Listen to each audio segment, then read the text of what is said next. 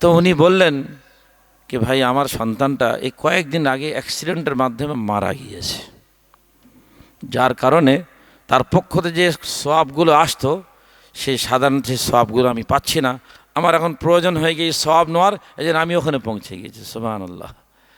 আল্লাহর কি শান। হযরত শেখ লিখেছেন, এই জন্য এতে জানা গেল যে আলেমে দিন আমাদের সন্তানকে বানানো দরকার, হাফিজে কোরআন বানানো দরকার, দিনদার পরেজগার বানানো দরকার, আল্লাহ আল্লাহ বানানো দরকার। তাহলে ইনশাআল্লাহ এগুলো আমার আপনার আখরাতের পুঁজি হবে, আমার আপনার আখরাতের পুঁজি হবে। দুটো কথা হলো, একটা হলো মিসওয়াক সম্পর্কে, দ্বিতীয় হলো আপনার সন্তানাদি এদেরকে ইসলামী আকারে তৈরি করা।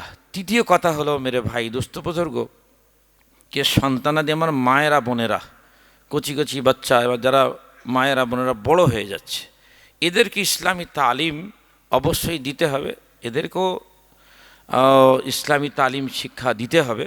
তবে হযরত শেখ মসিউল্লাহ খান সাহেব রহমতুল্লাহ আলী বড় আল্লাহওয়ালা মানুষ ছিলেন, যিনি আল্লাহ সুবহানাহু ওয়া তাআলাকে স্বপ্ন যোগে দুবার দেখেছিলেন। কার কথা বলছি?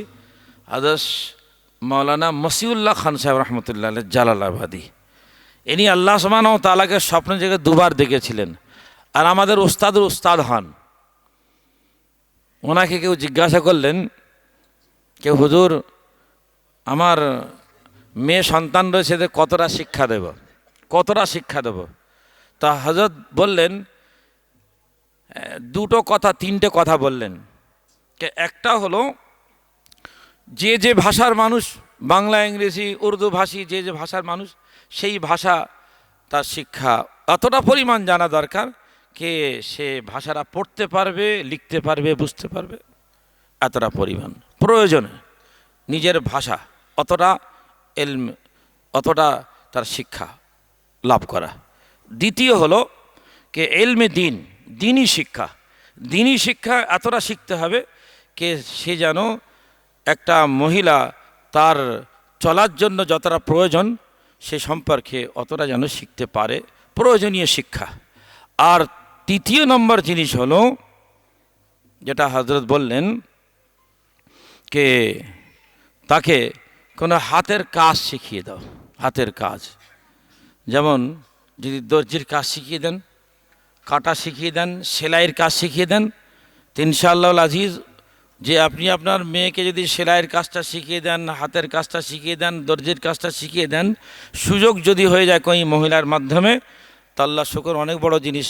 কে ও পরে আল্লাহ না করে যদি স্বামী হারা হয়ে যায় বা অপারক হয়ে যায়, তো সে বাড়িতে বসে বসে দর্জির কাজ পর্দার সঙ্গে করে নিজের জীবনটা ধারণ করতে পারবে, হ্যাঁ, এবং গীবত গল্লা থেকে বাঁচবে, খারাপি থেকে বাঁচবে, অনেক তার ফায়দা আছে, অনেকটা ফায়দা আছে।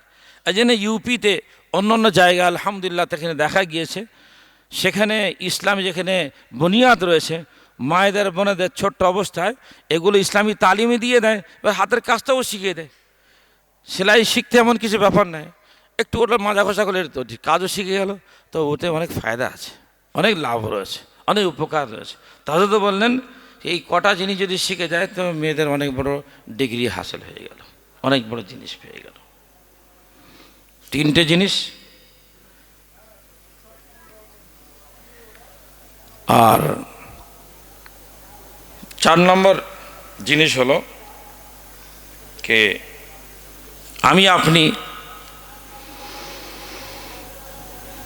এই যে পরিবেশে বসবাস করছি, আমরা পরিবেশে বসবাস করছি, এই পরিবেশে যে মোবাইলের যে পরিস্থিতি রয়েছে আমার আপনার হাতে রয়েছে, এই মোবাইল অত্যন্ত ফিতনাদায়ক জিনিস, ভালো এবং মন্দ দুটো এর মধ্যে দিক রয়েছে। এটা থেকে সংযত হই আমি আপনি, এর ভালো জিনিসটা নিই, খারাপ জিনিস থেকে বাঁচি। যতটা বাচ্চাদের হাত থেকে দেওয়া না দেওয়া যায়, যতটা এর থেকে দূরে থাকা যায় সেটা আমরা সতর্ক থাকি, এর থেকে বাচ্চাদের হাত থেকে সতর্ক থাকি, এর খারাপি থেকে আমরা অনেকটা বাঁচি, দূরে থাকি। এটাকে সঠিকভাবে ব্যবহার না করার কারণে কে যে পরিবেশ দূষিত হচ্ছে সেটা আমি আপনি কে না জানি, সবাই জানি, সবাই জানি। সেজন্য ওর থেকে আমরা প্রত্যেকে সজাগ থাকবো মেরে ভাই দোস্ত প্রচার। শেষে 5 নম্বর একটা আমলের কথা বলে আমি কথা শেষ করছি। সেটা হলেই যে এমন একটা আমল আছে যে আমলটা করলেই কবুল হবে, যে আমলটা করলেই কবুল হবে। সে আমলের নাম হলো দরুদ শরীফ। দরুদ শরীফ কে দরুদ শরীফ আপনি যত পড়বেন, যতবার পড়বেন কবুল হয়ে যাবে। আর একবার যদি আপনি দরুদ শরীফ পড়েন 10টা নেকি পাবেন, 10টা গুনাহ মাফ হয়ে যাবে, 10টা আল্লাহ পাক আখিরাতে আপনার মর্যাদা বৃদ্ধি করবেন, জান্নাতে বাগান লাগিয়ে দেবেন, রহমত বর্ষিত হবে। এত ফায়দা রয়েছে। এই জন্য দরুদ শরীফ খুব বেশি বেশি পড়ব। একটা মুসলমান সকাল সন্ধে 4 তাসবির মধ্যে তো 200 বার দরুদ শরীফ পড়ে থাকে, কিন্তু 300 বার দরুদ শরীফ পড়া ভালো। ইমামে গঙ্গুই রহমতুল্লাহর মুতাওয়াসসিলিন 300 বার করে দরুদ শরীফ পড়তেন। এই জন্য দরুদ শরীফের ইহতেমাম আমরা প্রত্যেকে করব। আর কোরআন শরীফ দৈনন্দিন তেলাওয়াত করব। কোরআনের বরকত এত বেশি যে দৈনন্দিন কোনো একটা সময় ফিক্স করে যদি একটু তেলাওয়াত করেন ইনশাআল্লাহ কোরআনের বরকত জবরদস্ত বরকত। ये বরকত আপনি অবশ্যই অনুভব করবেন। এ তো আমি আপনি শুনছি, কিন্তু আপনি প্রকৃতিপক্ষে কোরআন শরীফ তেলাওয়াত করে আপনি দেখুন। একদিন দুদিন করলে হবে না, করে যেতে হবে। সময় একটা ফিক্স করে নেন। সেই সময়টা একটা মুসলমান প্রতিদিন যারা হাফিজ কোরআন 3 পারা করে তেলাওয়াত করতে হয়, যারা হাফিজ কোরআন নয় তো 1 পারা করে। তো 1 পারা করে যদি না পারেন কমপক্ষে হাফ পারা করুন, তাও সম্ভব না তো কিছুটা করুন, কিছুটা করুন, কিন্তু তেলাওয়াত আপনি করুন। আর রাত্রে শোয়ার আগে আগে সূরা মুলক অবশ্যই তেলাওয়াত করবেন। সূরা মুলক, এই সূরা মুলক যদি আপনি তেলাওয়াত করেন এর জবরদস্ত ফায়দা হলেই কে কবরের আযাব থেকে আপনি রেহাই হয়ে গেলেন। সুবহানাল্লাহ। হাদিস শরীফের মধ্যে আল্লাহ রাসূল সাল্লাল্লাহু আলাইহি ওয়াসাল্লাম বলেছেন, আমি এই কথা আমার কিতাবের মধ্যে উল্লেখ করেছি, কে সূরা মুলক 30টা আয়াত রয়েছে, খুব বেশি বেশি 4-5 মিনিট লাগবে, তাও অতটা সময় লাগে না তেলাওয়াত। আর রাত্রে যদি আপনি সূরা মুলক তেলাওয়াত করে নেন, দৈনন্দিন যে আপনি রোজি রোটির জন্য পেরেশান হচ্ছেন, তো আল্লাহ পাকের পক্ষ থেকে গায়বী মদদ নেমে আসবে। আল্লাহ পাক সংকীর্ণতা দূর করে দেবেন, প্রশস্ততা আল্লাহ পাকের পক্ষ থেকে নেমে আসবে, রোজির ঘাটতি দূর হয়ে যাবে। সূরা ওয়াকিয়া যদি তেলাওয়াত করে নেন রাত্রে শোয়ার আগে আগে, আর সকাল হলো সূরা ইয়াসিন পড়লেন। আল্লাহ সুবহানাহু ওয়া তাআলা আমাদের প্রত্যেককে যে সমস্ত কথাগুলো শুনলাম আল্লাহ পাক আমলের তৌফিক নসিব করুন। ভাই আমি যেখানে যাই তো আমার এই কয়েকটি কিতাব, সেখানে এই কিতাবের কথাও বলি, কারণ এও দিনের একটা কাজ। একটা কিতাব যদি কেউ পড়নেওয়ালা হয়, একটা সুন্নত পড়লো, তার উপর আমল করলো, ইনশাআল্লাহ একটা গুনাহ মিটে গেল, সুন্নত জিন্দা হলো, আপনি 100 শহীদের সমতুল্য সওয়াব পেয়ে গেলেন বাড়িতে ইনশাআল্লাহ। সেখানে নূর চলে আসবে, খারাপই দূর হয়ে যাবে। তো সুন্নতের ভান্ডার আমার একটা কিতাব আছে, বিভিন্ন সুন্নত, আল্লাহ নবী সাল্লাল্লাহু আলাইহি ওয়াসাল্লাম বিভিন্ন সুন্নত তার রয়েছে। তো আপনি যদি চান জীবনকে নুরানি করবো তো সুন্নত নিয়ে নেন, সুন্নতের তালাশ করুন। তো বিভিন্ন বড় বড় কিতাব থেকে, বুখারী মুসলিম অন্যান্য কিতাব থেকে রেফারেন্স সহ সমস্ত সুন্নতগুলো তাতে দেওয়া আছে। আলহামদুলিল্লাহ সমস্ত কথাগুলো এই রেফারেন্স হাওয়ালা সহ আছে। দোয়ার বই রয়েছে, এমন এমন দোয়া রয়েছে কি আপনি অবাক হয়ে যাবেন। কি একটা দোয়া, খানা খাচ্ছেন, দোয়াটা পড়ছেন, আপনার জীবনের সমস্ত গুনাহ মাফ হয়ে যাচ্ছে। আপনি একটা দোয়া রয়েছে, দোয়াটা পড়ে জামা পরছেন, জীবনের সমস্ত গুনাহ মাফ আল্লাহ করে দিচ্ছেন। ওই দোয়া এমন এমন ওয়াফারমূলক দোয়া রয়েছে, যদি মুখস্থ একবার করে নিয়ে যদি ওগুলো পড়তে পারেন আলহামদুলিল্লাহ আপনার জীবন ধন্য হয়ে যাবে। একটা দরুদ শরীফ লেখা আছে ওর কিতাবের মধ্যে, ওই দরুদ শরীফ যদি কেউ পড়ে তো 70 জন ফেরেশতা 1000 দিন পর্যন্ত তার জন্য নেকি লিখতে থাকবে। এমনকি হাদিস পাকের মধ্যে রয়েছে লিখতে লিখতে ক্লান্ত হয়ে যাবে, লিখতে পাচ্ছি না। এইভাবে সেই দরুদ শরীফ হলো জাযাল্লাহু আন্না মুহাম্মাদান মা হুয়া আহলুহু। এত কি দরুদ শরীফ, এটা আমরা প্রত্যেকে চাইলে মুখস্থ করতে পারবো।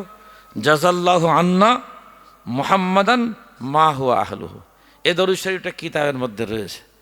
হ্যাঁ, কিছু এখনকার সময় প্রায় বাড়িতে বাড়িতে জাদু টোটকা সিফলি আমল আরও কত পরিস্থিতির মধ্যে মায়েরা বোনেরা চলছে, আমি আপনি চলছি। কত মুদাব্বিরের কাছে, গণকের কাছে চলে যাচ্ছে, কোনো তাবিজ পণ্যওয়ালা তাদের কাছে চলে যাচ্ছে।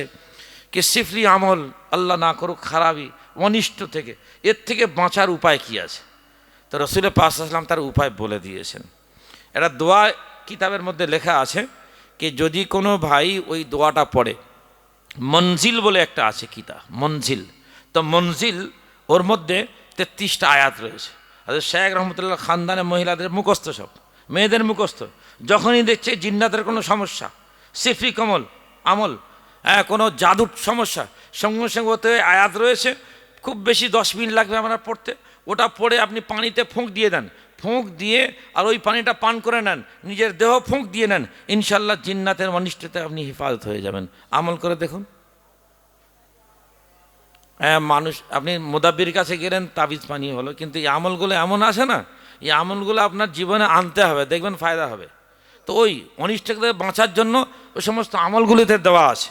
আমার 4টে কিতাব আছে, আর যেহেতু 4টে কিতাব এনে ছাপাতে হয়, সেজন্য এই 4টে কিতাবের এর দাম রাখা হয়েছে 150 টাকা।